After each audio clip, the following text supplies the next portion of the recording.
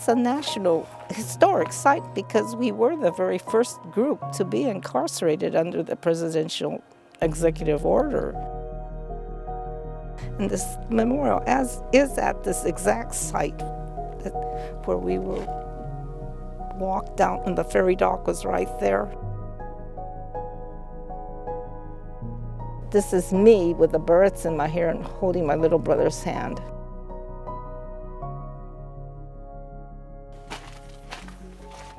That's our family.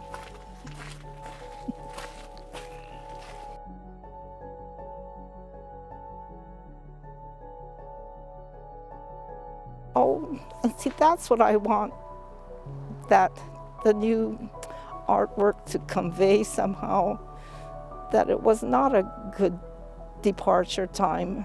And so we shouldn't be using that deck as a place to look out at the beautiful scenery. It's gotta be a place where people will realize that this had to have been a terrible time for the family elders. And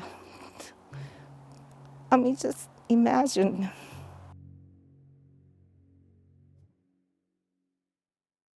The moment in history was something that I knew about and didn't really understand or have a concept of the full scope and scale of what had happened. I am a writer and an artist, and most of the artwork that I do is paper cut illustration. I bring the technical side to knowing how to place things in space, general construction detailing. We're trying to put somebody into that moment in time and have an understanding or an empathy for what took place. And so how do you represent someone that was there but is not there now? I guess that's the beauty of Anna's work with paper cuts, which are solid and void. We realized very quickly that it was much stronger when it was the absence of the person. So originally we had envisioned those as panels with just an entirely open silhouette, but that just presented a variety of issues from tripping hazards, etc. And that constraint allowed for this creative solution of this repetition of the tags. In those photos, you see these tags on all the people, and you know that that means something, right? You know that that means that they are now no longer a name or a human, they're a number. And so that tag element, that's why that tag element has become such an important repetition in the overall piece, is because it's if I put a number on you, I have all of a sudden marked you as someone different. And it's that marking that then allows for a dehumanization.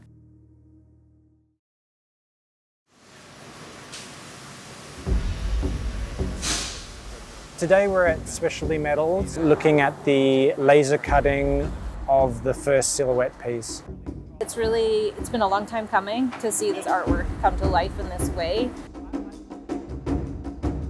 I felt a little emotional seeing the piece starting to be cut this morning, because really most of these things, once they were cut on a small scale out of paper, were then digitized, and we've been staring at a computer for a long time. So it's pretty different to see it be full scale.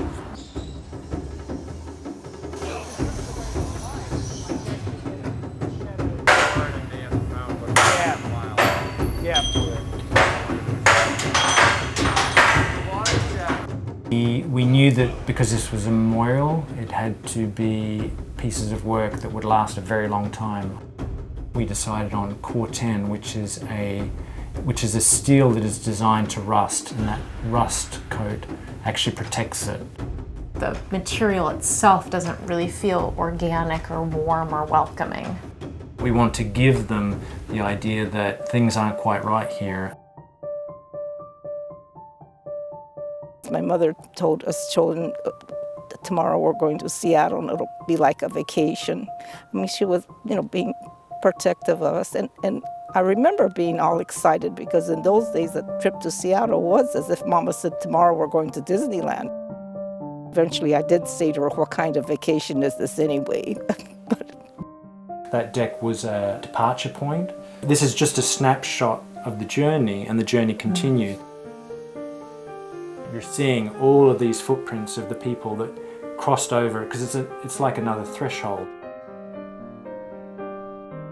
So the footprints start before the glass, then the glass barrier is there, and then after that the footsteps continue. So the idea being that you as the visitor can only go up to a certain point.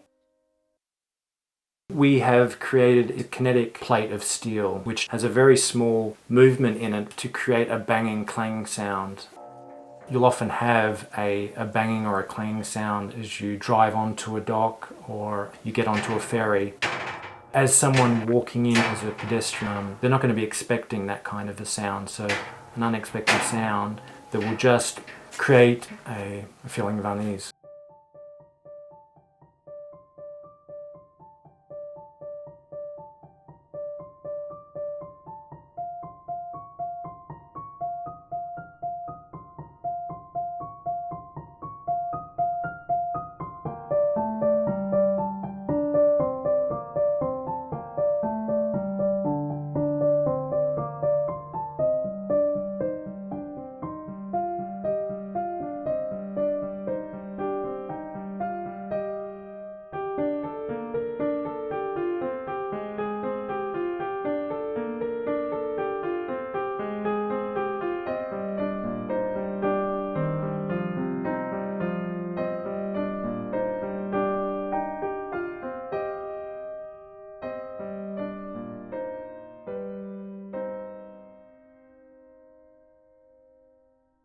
For a long time, I think many Asians were hesitant to talk about what happened.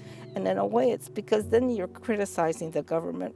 And if you criticize the government, you're unpatriotic and you're un-American. And you know, we are still sometimes bending over backwards to prove we're Americans. It is something that happened in the Japanese American community, but it is not solely a Japanese American story, right? It's an American story. Every time that I speak about this memorial or the internment experience from my perspective as a Bainbridge Islander, I choke up.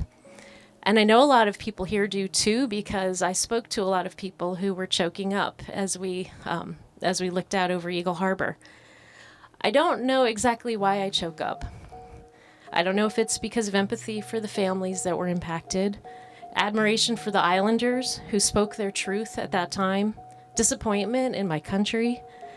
But I know that part of it is that I'm so proud to live in a community that has spent 2 decades on a project that honors our elders, that learns from our past, that would come together for so long to share our history in the hopes of teaching our children and reminding ourselves not to make the same mistakes, and as importantly, when you see the mistakes being made, to speak up.